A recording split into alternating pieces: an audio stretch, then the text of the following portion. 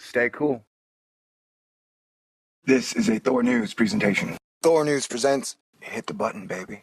Everyone of you dicks wants to talk about planets. Alright, so here's the deal. Alright, NASA just flew a spacecraft closer to Jupiter than ever before, and all I got was this stupid photograph.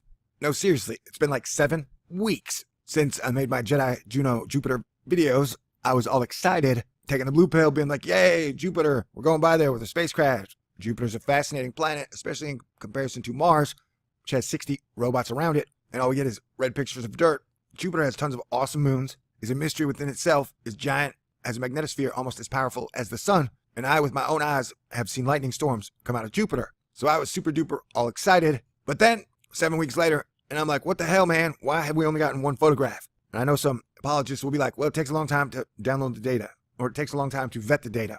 That's not how it should be. This is a public agency, and I shouldn't have to wonder why they need 7 weeks to clean up what it is they don't want me to see. Wouldn't you agree? All right. We've never seen Jupiter quite like this. Actually, dude, that photograph is not that impressive. I mean, I can't say that like, oh wow, that photograph is so much clearer and more detail than we've ever seen before. Wouldn't you agree? NASA's Juno spacecraft flew closer to the giant planet than any spacecraft ever, revealing stunning images and gathering detailed information about the planet for NASA scientists.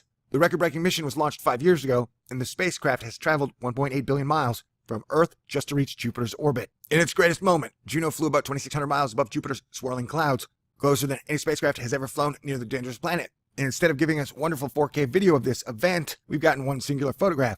And you know, cameras nowadays take 60 photos per second. So we've gotten 1/60th of a second of data from this mission. Now, we waited 10 long years, and it's like, after 10 years of waiting, the Juno has unbuttoned the top button on her button-down shirt, the one you only button if you're Neo, a nerd, or wearing a tie. So yes, at this moment, I'm not that excited. I feel teased. In its greatest moment, Juno flew about 2,600 miles above Jupiter's swirling clouds, closer than any spacecraft has ever flown near the dangerous planet. The feat was extremely difficult to coordinate. To put that in perspective, it is roughly the same distance between New York and Los Angeles. Oh yeah, and they put Legos on the mission so that human space exploration is not dead. Asterisk. Juno's daring mission was further complicated by Juno's radiation belts. The spacecraft is loaded with a suite of instruments scientists can use to measure different elements of the planet. The instruments can be used to measure Jupiter's composition, gravity, magnetic field, and the source of its 384 mile-per-hour winds. The spacecraft's instruments had to be turned off when it first entered Jupiter's orbit on July 4th to avoid complications caused by the planet's radiation belts. In its record-breaking approach, Juno completed just one of its scheduled